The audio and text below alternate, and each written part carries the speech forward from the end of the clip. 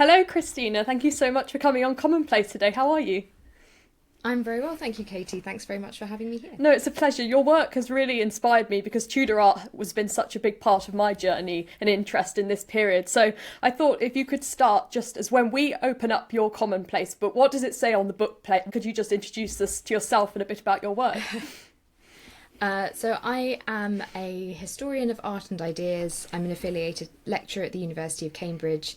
I'm interested in all aspects of Tudor art and material culture. So your new book that came out just in September, if I'm right, really sort of changed the landscape of how we look at Tudor art. Could you tell us about a bit about how it's different from any other sort of book that's been written about this period? Well, surprisingly, there has never been a book that covers all kinds of art, so not just portraits or fine art, but also decorative arts across the whole of the 16th century in England. There have obviously been many studies looking at very specific things, specific reigns, that kind of thing, but there's never been a book that covers the whole period in this way. So I'd often been asked, what's the one book I should recommend? And because there wasn't one, I thought, well, I've got a bit of time, I'll write it. And then people will have a kind of one-stop shop to get into the period. It's definitely not meant to be by any means the last word, but it's a kind of, catch-all that people can start with and then see where their fancy takes them. Yeah, I really appreciate you writing that book. The Tudor period obviously has inspired a lot of people, and the Tudor sort of brand is something that's hugely popular in public history especially. Is there something, I know that periodization can sometimes be contentious, but is there something that defines Tudor art and sets it apart from everything that came before and after it? I think it is very distinctive. I think you're right that periodization is a problem, but that's in a sense that's part, the fact that Tudor art is distinctive is part of that. So often people refer to this period as early modern. And while that may well be true in a political sense or an economic sense, it's not true in an artistic sense. I think Tudor art has more in common with what came before it, but there are enough innovations in terms of the much greater spread of true likenesses in portraiture, so portraits that actually look like the person rather than being just a generic image, and also because of the rise of the middling sort, the sort of professional classes, there's a lot more stuff in general, and people can afford to have more beautiful things. They don't really have a sense of art for art's sake as we would think of it now, or as you might identify in, say, Italy at the same time. So it is kind of different in terms of the attitude. What they really want from art is it's a mode of communication. It tells the viewer or the owner something. But it is quite distinctive visually as well. And, whereas in Italy they have single point perspective and proportion, and, there's a lot of very sort of accurate, as we would see it, representations of the world. In Tudor art, there's a lot more kind of symbolic images and uses of sort of devices, motifs that say something maybe about the person's personality more than trying to make you feel like they're actually standing in front of you. So Tudor art is often denigrated from the perspective of art history. It's surprising actually, but it hasn't really been studied in the mainstream of art history. And that's partly because if you compare it with Michelangelo or Raphael, artists working in Italy at the same time, it's quite cartoonish sometimes. It has very thick outlines. It doesn't have that same sort of naturalism that we've come to expect of 16th century art. And that for me is what is fascinating about it, but for many generations of historians, that was a reason to look down on it. Yeah, and it's that symbolism and kind of how rich and dynamic it is that really got me into it. Seeing it in real life, obviously, a rainbow portrait with the eyes and ears on Elizabeth's dress, all those sort of classical references, I think, really make it stand out. But as you say, that ideal to produce, likenesses of people, I think about, that Holbein being trusted with trying to represent Anne of Cleves and things. There's definitely that new use for portraiture, especially, I think, in England. I mean, there is, well, it's funny actually, because that is the one way that likenesses have been used in the medieval period. So there are references to Henry VI sending for pictures of some prospective wives dressed and in their slips so that he can see which one he likes best. It's a little bit naughty, but he was probably only a teenager. And you know, they had to see that they weren't deformed. So actually the kind of likeness as we know it grows out of that earlier use of portraits as a kind of diplomatic exchange, mainly for the purposes of, you know, checking that your prospective husband or bride is not other than advertised. And it's funny that in this moment of, you know, supposedly accurate imagery and accurate portraiture, actually we have one of the most famous stories of a woman arriving not looking like her portrait, supposedly. But I'm not sure if I believe Henry. Yeah, I think Holbein, we sort of need to give him the credit that was due there. But we sort of associate this Tudor period with these sort of spectacular, you know, colourful, dynamic, large portraits by Holbein and other artists, but rich in sort of visual symbolism. But one of the sort of defining modes of portraiture in this period was actually not big, large and sort of shiny. It was something very small and intimate. And so could you explain what the origins of the portrait miniature are and what small objects in general meant to the Tudors? Yes, so the portrait miniature is sort of the defining genre. I think even for the Tudors themselves, they see it as something that they can do better than anyone else in Europe. And I think that's broadly true. I mean, there are some very good miniaturists in France, but people aren't as interested in the portrait miniature, mostly abroad, as they are in England. So it grows out actually of what seems to be a sort of French-English diplomatic exchange in the 1520s. We don't know which came first, but on the one hand, Francis I of France sends some miniatures of his sons to try and persuade Henry VIII to ask the Holy Roman Emperor, who's holding them hostage, to release them. And at the same time, there's a man called Lucas Hornebout, or Hornebolt, in England, who is making some of the earliest miniatures of Henry, and possibly also Lucas's sister, Susanna Hornebout, who may have been making images of the ladies of the court as well. She was a famous artist in her own right. So it grows out of what seems to be a sort of diplomatic exchange. But then in the later 16th century, in the Elizabethan period, that becomes even more pronounced, and it really chimes with what Elizabeth is trying to do at her court as a single female ruler. She has to find a way to control the hot-headed men who are, you know, vying for power at her court, and she loves or sort of institutes this idea of courtly love, so growing out of things like Petrarch's sonnets, which are all dedicated to Laura, an untouchable lady, and also tales of Arthurian legend and chivalric romance where knights dedicate themselves to untouchable ladies. That is all kind of part of the culture at Elizabeth's court, and these tiny little miniatures which can be worn as favours to show who you are devoted to, or that can be given as gifts, as love tokens, or as forms of allegiance. You know, they really play into that. And the word miniature itself actually doesn't originally mean a small thing. It comes from the Latin for red lead, miniare. So it's actually a word that is originally used about the medium. So what's key to a miniature, or a limning, as the Elizabethans called it more often, is that it grows out of the illuminated manuscript tradition. And that is the kind of medium where aristocrats will be consuming stories of Arthur and his knights. So it has that kind of chivalric association.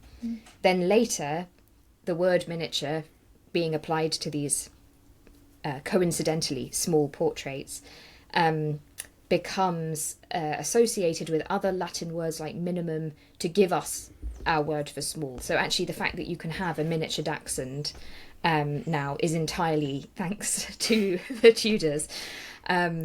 So they really kind of play into that, and that kind of personal, as you say, that intimacy is sort of what gives them their power, because unlike oil paintings, you know, which would mostly be painted away from the sitter, you don't sit for an oil portrait in this period, you sit for a quick sketch and then the artist goes away and, you know, 5 months later you get your portrait delivered. With a portrait miniature, it's actually painted in your presence. So it's a bit like a Polaroid photo, for example. Like that, if you can imagine that shift, instead of taking a photo and then having to get the film developed and then printed and then eventually you see all the photos you've taken, that revolution from slow development to instant film, that's sort of the level that we're talking about, from oil portrait to miniature. That's so interesting, that parallel that you just put there about the Polaroid, because it's like you're capturing somebody sort of unawares almost, and you're keeping that just for yourself. It's not meant for public consumption. It's not meant to have any massive message, but to the person holding it, it means something even greater. I think that's really powerful, that idea.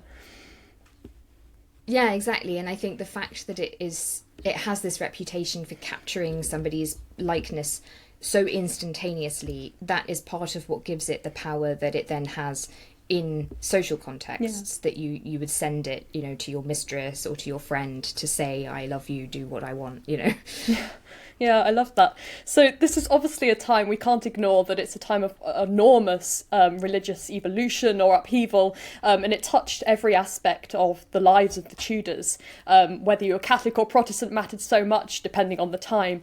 And obviously we see the built environment changing a lot, and attitudes towards superstition and the worship of idols. So I wonder, how does this impact art, and is there a sort of crossover between devotional and secular art? Was it ever possible to be a truly secular artist in this period?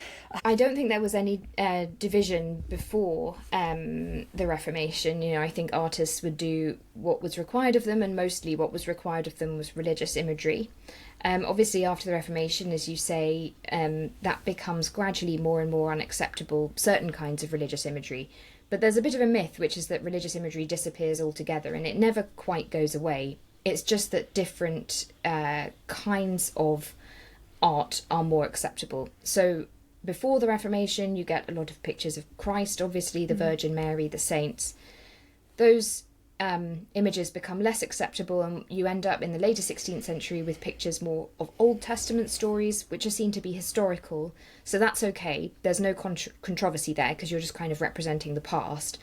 But because of the way that scholars across the centuries had interpreted the Bible, Old Testament stories could kind of stand in for images of Jesus. So, for example, the image of Abraham sacrificing Isaac, that was seen as a story in the Bible that foreshadows God the Father sacrificing Christ on the cross.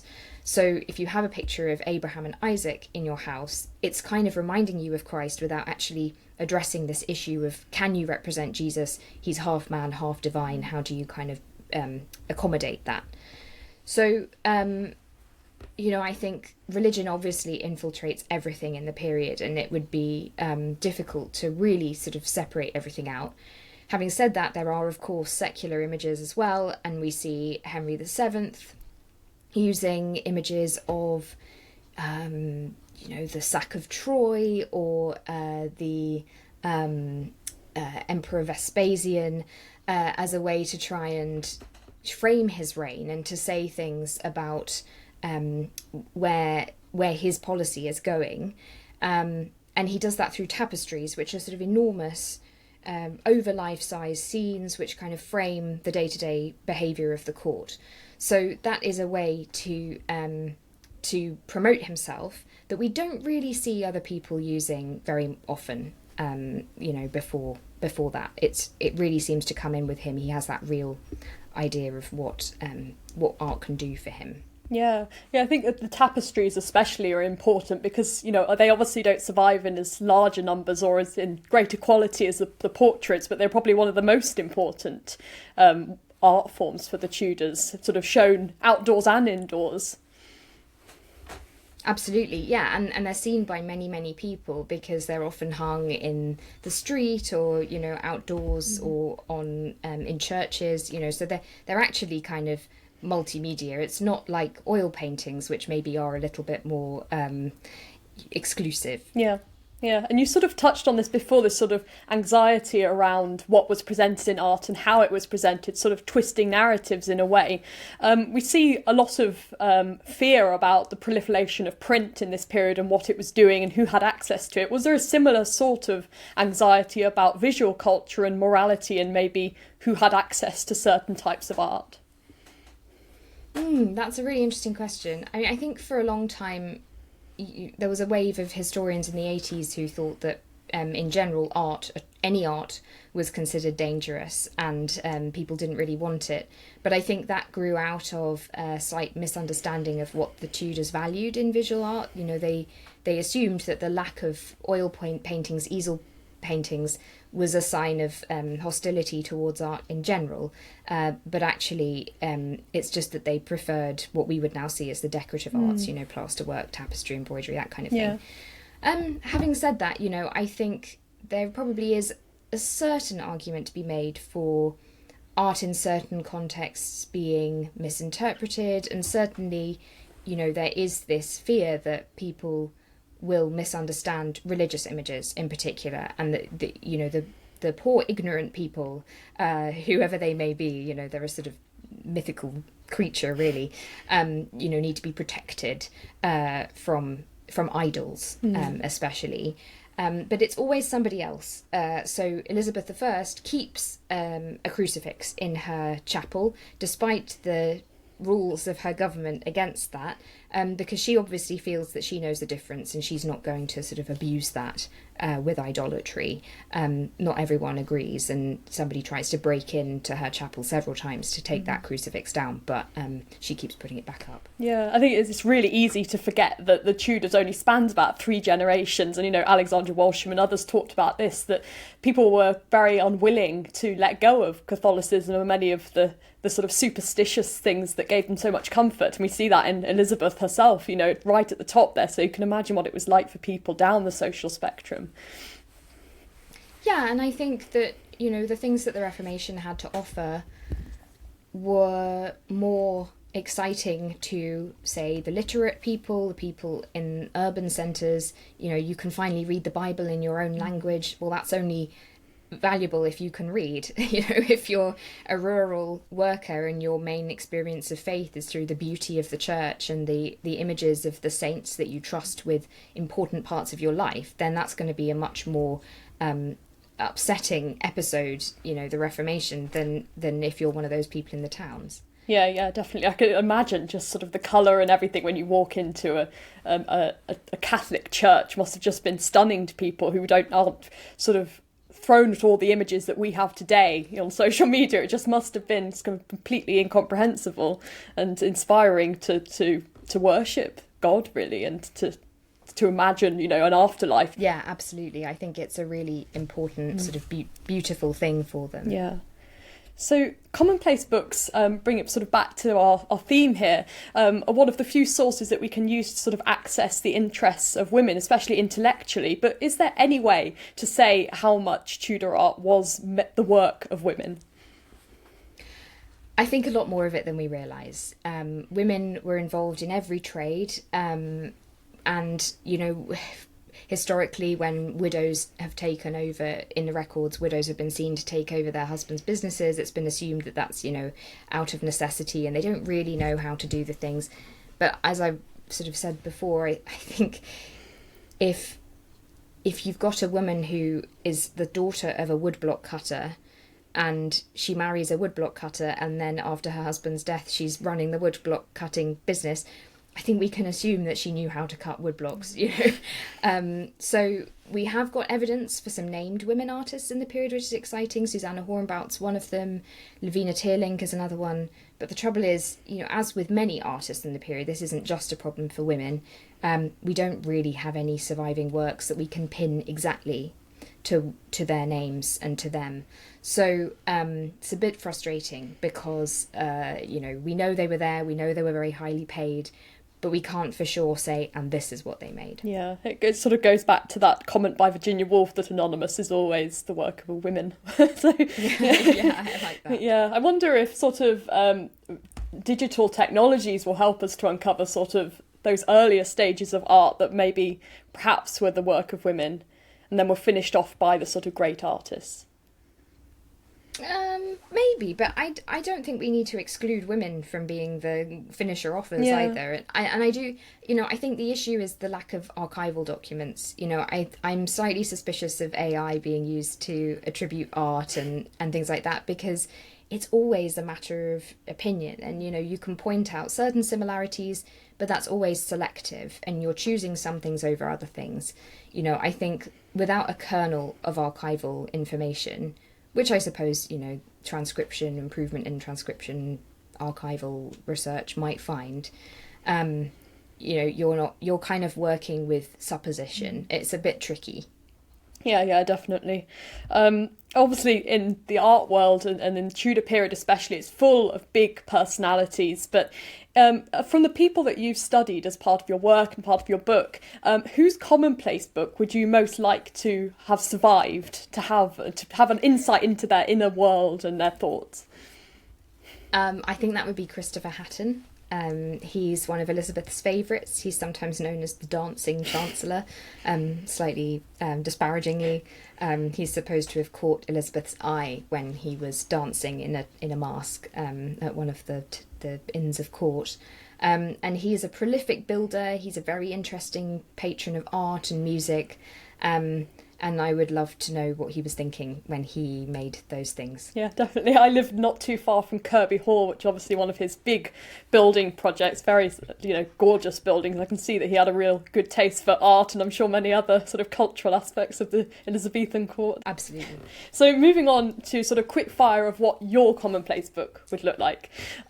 You know, this was a time of great aesthetic transition for the book, you know, moving from those gorgeous illuminated manuscripts to movable printed word, and sort of different sorts of bookbinding. So I thought, what would your Commonplace book look like? I actually have one. Oh. I didn't know that was what it was when I started compiling it when I was about 15.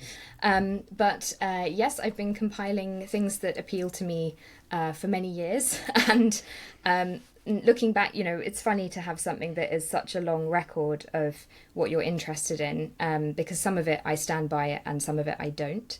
You know, I look back and think, what on earth appealed to me about that? But some of it is still really good. So it's a bit of a mixed bag. But mine is actually a paper blanks notebook. Probably if I'd made it myself, I'd have tried to embroider the covers or something, you know, to make it really Elizabethan. But this is fine. Yeah, I love that you actually have one. That's brilliant. I think they're really precious, sort of, to capture a moment in time, because we change throughout our lives, and then we look back at some things and we're like, you know, I really am the same person. You know, can see those little nuggets of things that came later, which I think is really special. Absolutely. To have. So a lot of people recorded like a proverb or a philosophy in their book. Is there some sort of quote or philosophy of life that's had an impact for you? I was thinking about this recently, and I think, you know, there are some books that you read at a kind of crucial moment in your life and they become grafted to your personality somehow. And oddly, I think one of those for me is a book called Yes Man by Danny Wallace. So I came across Danny Wallace when I was a teenager. He had a BBC Two programme where he started his own country called Lovely. And I thought that was so wacky and interesting and exciting that I immediately joined and became a citizen of Lovely, which was sort of, an idea rather than a place. So I was kind of aware of his work. And then somebody bought me Yes Man, which is a book. It's supposedly true. I think he's elaborated it. He's a journalist with a very good eye for a story. But in theory, it's about the year he decided to say yes to every direct question that he was asked. And I don't remember it exactly, but I think more or less everything is, it's good. I think he gets into one sticky situation or something, but basically it's a positive story. And I think that saying yes when you can, I don't say yes to absolutely everything, but saying yes when you can went quite deep for me. And I can trace a lot of my attitudes, I think, to that kind of origin. Yeah, and it's sort of, you think back to certain things and you think, if I hadn't said yes to that, all these yeses that I gave later, I wouldn't have been in a position to give. I think that's really it's really important, and I'm so happy you said yes to this and I get to have this lovely chat with you. Well, it's such a nice idea. I was like, this is really cool. I love that. Is there sort of a photograph or even a piece of art, if you could take one piece of art, paste it into your book, what would it be and why? So, I mean, the Tudors obviously massive part of my professional life, but I do try to have other interests away from the Tudors. So actually, I've got it here on my postcard of it. But Francesca Woodman, I saw the Margaret Cameron Francesca Woodman exhibition at the National Portrait Gallery, and she was a sort of very young photographer in the 1970s. She had rather a tragic life, but there were a series of photographs like this, and they all just intrigued me so much. She was just taking these pictures herself, I think alone in kind of abandoned looking buildings. And I'm very interested in ghost stories and, you know, the way the past and the present sort of interact in interesting ways. And there's something about this that I just can't understand. I don't know, I feel like every time I look at it, I feel something else, I see something else. So I think, you may have been expecting a Tudor answer, but I think this is what I would put in my book. Oh, that's gorgeous. Yeah, just something, I suppose, that you can't fully explain. Probably when you spend so much time trying to understand Tudor art, having something that sort of transcends that and you just look at it because you're intrigued by it is, you know, definitely something that everyone should include. Yeah, exactly. Yeah. So is there a song that has stuck with you? Music is a massive part of my life, and, you know, or even a poem, perhaps, that stuck with you, and what does it mean to you? Well, music's a big part of my life as well, because my parents are both musicians, classical musicians, so it's sort of been unavoidable, really. So there is actually a piece of music in my Commonplace book, but it's this is really weird. This is a sight reading extract from a grade 8 test sight reading violin book, and I just liked this one so much when I was doing my grade 8 that I copied it into my book. I haven't played it for a while. My handwriting is not. It's pretty clear, but, you know, it's not the easiest to read off. So, you know, there's no words. It's a piece of music, but it made me feel something. And playing the violin has been a really big part of my life for a long time. And you know, if it's not this sort of anonymous piece, which it doesn't even have a name, and I don't know who wrote it. If it's not that, then I suppose Paganini's Cantabile, which is a sort of you know, difficult if you've only done grade 8 piece. Really, I don't know, playing that was kind of one of the moments when I thought, okay, I understand. And if I could have one for a group, it would probably be Schubert's double cello quintet, which is probably my favourite piece of music ever.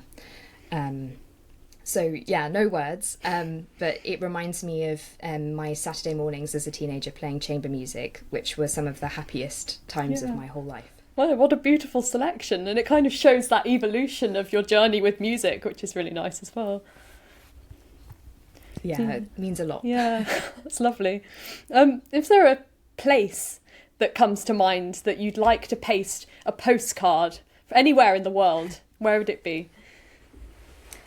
I'm probably not very well travelled by most people's standards, but York is one of my favourite cities. So I just, every time, you know, I think maybe a couple of times a year I get the urge, I think I must go to York and have a cake in Betty's tea room and look at the Minster and walk on the medieval streets. And, you know, I'm based in Cambridge, so it's not like I'm, you know, short of medieval streets. But there's something about York that feels even more medieval to me than Cambridge does. Yeah, it's probably got everything that a historian wants in their day out. It has, and it's got some Roman stuff as well, which I think we are lacking in Cambridge. Yeah, definitely reminds us of, you know, how fascinated the Tudors were with the classical world as well, which is important to have that link. Yeah, exactly, yeah, the ancient, that long history, definitely.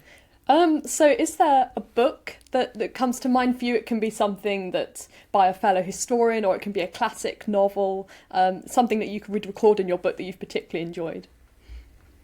Ooh, well, if it were an art history book, it would probably be Patterns of Intention by Michael Baxendale, which really gets at this problem of intention and, you know, how far can you weigh what the artist wanted and what the patron wanted, and how far can you read any of that into an artwork.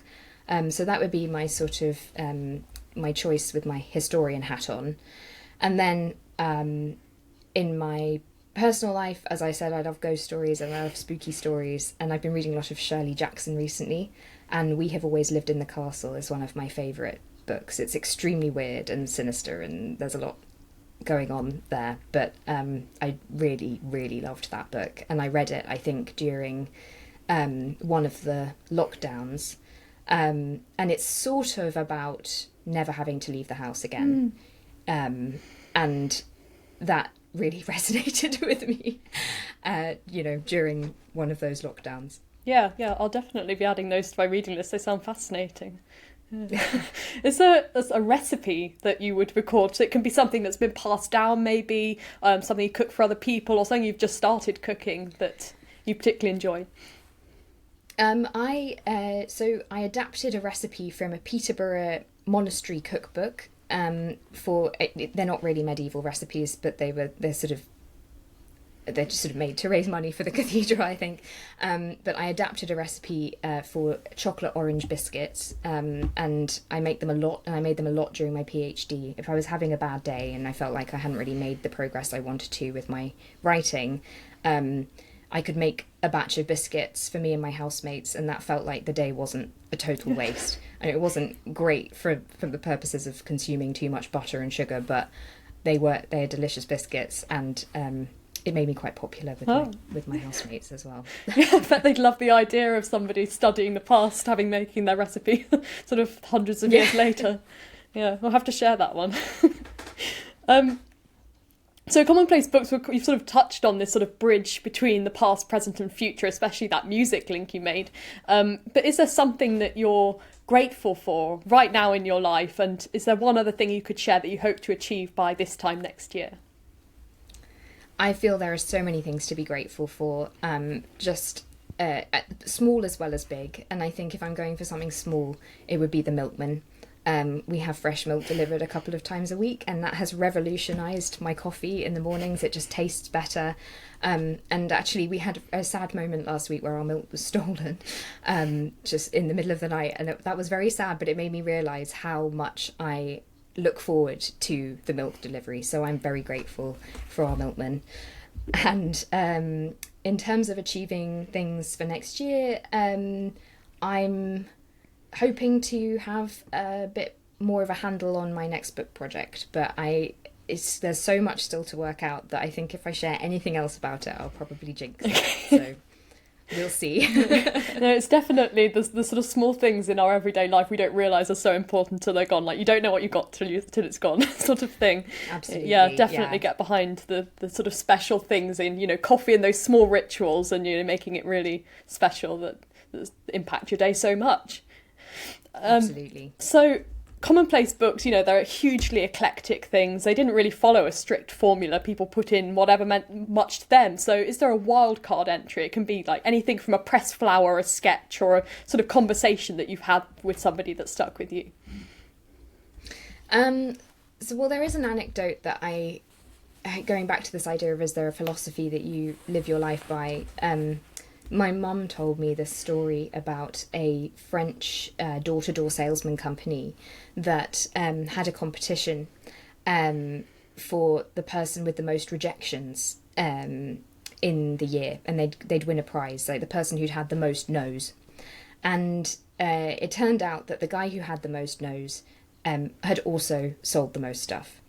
And I find that a really useful thing to live by. Do you think if you just aim for the most no's, the most rejections, then actually the yeses will take care of themselves? So that is something that I come back to a lot. There's no kind of easy way to get that tattooed, I think, unless I just have the most no's somehow on my hand or something. But maybe a Commonplace book would be the place to store that. Yeah, we always think of no as a negative thing, but perhaps it's just closing a door that you weren't meant to go through. So yeah, it's seeing that bigger picture. It's definitely a great thing to keep in mind. That Well, thank you so much for this conversation. I feel like I've learnt so much about you as well as your work, which is kind of what I wanted to do. So thank you so much. It's been really wonderful to talk to you. Well, thank you very much, Katie. And I think this is such an interesting idea for a podcast. I think historians probably are itching to answer the question, what would be in your Commonplace book? So you've got us. And I love that you surprised us that you actually kept one, which, it was illustrated in front of us. It's really wonderful to see and really something to treasure. I wonder if more I know. more people than you think might turn out. Find out they're hiding them on their bookshelves. Yeah, they just haven't been asked about them. Well, thank you so much, Christina, and thank you for your work and what you've done for Tudor art history. And I really look forward to hearing more about your next project. And keep making your orange chocolate biscuits. Oh, I will. Yeah. Thank you so much for coming on Commonplace, the podcast. Thank you.